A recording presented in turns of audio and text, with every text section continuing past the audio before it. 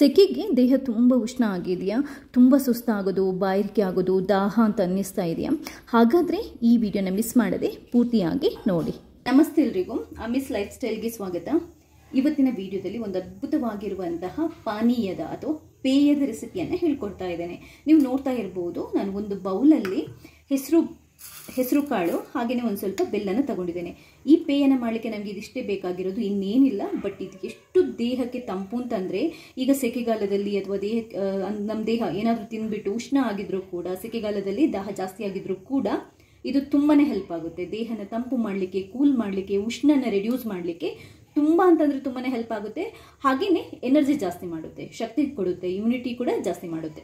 ಈ ಒಂದು ಬೌಲ್ ಹೆಸರು ಕಾಳಲ್ಲಿ ಆಲ್ಮೋಸ್ಟ್ ಒಂದು 5 ರಿಂದ 6 ಜನರಿಗಾಗುವಷ್ಟು ನಾವು ಈ ಪೇಯ ಅಥವಾ ಜ್ಯೂಸನ್ನು ಮಾಡ್ಕೋಬೋದು. ಮೊದಲಿಗೆ ನೀವೇನು ಮಾಡಬೇಕು ಅಂತಂದರೆ, ಹೆಸರು ಕಾಳಲ್ಲಿ ಕಲ್ಲು ಅಥವಾ ಕಸ ಏನಾದರೂ ಇದ್ದರೆ ಅದನ್ನ ಆರಿಸಬೇಕು.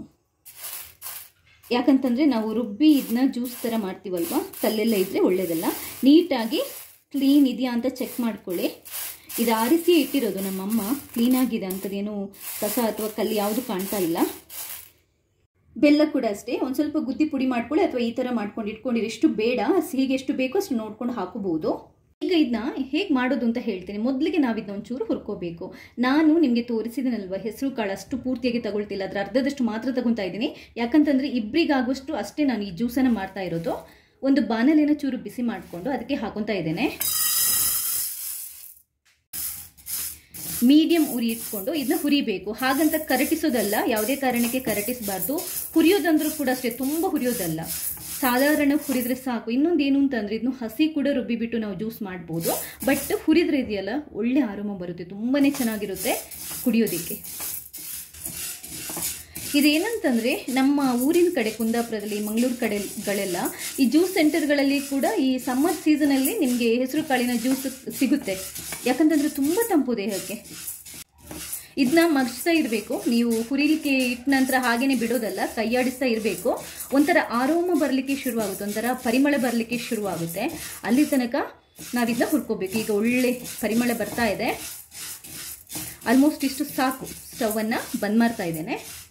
ಸ್ವಲ್ಪ ತಣ್ಣಗಾಗಲಿ. ನಿಮಗೆ ಅದು ಹುರಿದಾಗ ಇದೆಯಲ್ವ ಹೆಸರು ಕಾಳು, ಒಳ್ಳೆ ಸ್ಮೆಲ್ ಬರುತ್ತೆ.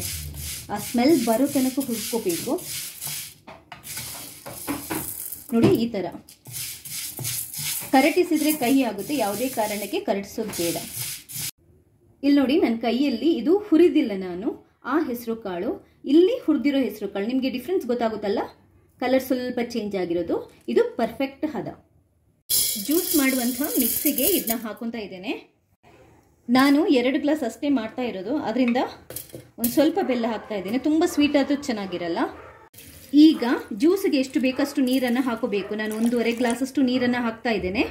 ನೀರು ನೋಡಿ, ನಾವು ರುಬ್ಕೊಳ್ಳುವಾಗಲೇ ತುಂಬ ಜಾಸ್ತಿ ಹಾಕೊಳ್ಳೋದು ಬೇಡ, ಆಮೇಲೆ ಬೇಕಾದರೂ ಹಾಕೋಬಹುದು. ರುಬ್ಕೊಳ್ಳುವಾಗಲೇ ಜಾಸ್ತಿ ಹಾಕಿದ್ರೆ ಏನಾಗುತ್ತೆ ಅಂತಂದರೆ, ರುಬ್ಬುದಿ ಕರೆಕ್ಟ್ ಆಗಲ್ಲ, ಕರೆಕ್ಟಾಗಿ ಪುಡಿ ಆಗಲ್ಲ. ಇವಾಗ ಇದನ್ನ ರುಬ್ಕೊಳ್ಳೋಣ.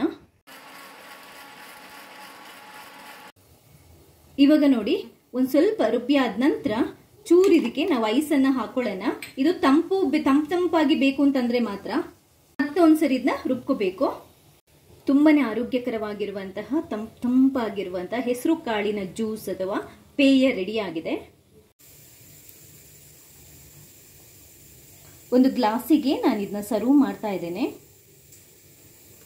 ರುಚಿಯಾಗಿರುವಂಥ ತಂಪಾಗಿರುವಂಥ ಹೆಸರು ಕಾಳಿನ ಜ್ಯೂಸ್ ರೆಡಿ ಆಗಿದೆ. ಇಷ್ಟು ತುಂಬಾ ಸಿಂಪಲ್, ಜಾಸ್ತಿ ಇಂಗ್ರೀಡಿಯೆಂಟ್ಸ್ ಬೇಕಾಗಿಲ್ಲ. ಬೇಕಾಗಿರೋದು 2 ಇಂಗ್ರೀಡಿಯೆಂಟ್ಸ್ ನಮಗೆ, ಬೆಲ್ಲ ಮತ್ತು ಹೆಸರು ಕಾಳು. ತುಂಬ ರುಚಿ, ಹಾಗೆಯೇ ತುಂಬ ಆರೋಗ್ಯ ಕೂಡ ಇದು. ನೀವು ಟ್ರೈ ಮಾಡಿ. ಜಸ್ಟ್ ತುಂಬ ದೇಹ ಹೀಟ್ ಆಗಿದೆ, ಉಷ್ಣ ಆಗಿದೆ ಅಂತಂದರೆ ಒಂದು 2 ರಿಂದ 3 ದಿನ ನೀವು ಇದನ್ನ ಕುಡಿದು ನೋಡಿ, ನಿಮಗೆ ಅದ್ಭುತವಾಗಿರುವಂಥ ರಿಸಲ್ಟ್ ಗೊತ್ತಾಗುತ್ತೆ. ರೆಸಿಪಿ ಇಷ್ಟ ಆದರೆ ಈ ವಿಡಿಯೋನ ಲೈಕ್ ಮಾಡಿ. ಹಾಗೆಯೇ ನೀವು ಮಾತ್ರ ನೋಡೋದಲ್ಲ, ಬೇರೆಯವರಿಗೆ ಕೂಡ ಶೇರ್ ಮಾಡಿ. ಥ್ಯಾಂಕ್ಸ್ ಎಲ್ರಿಗೂ.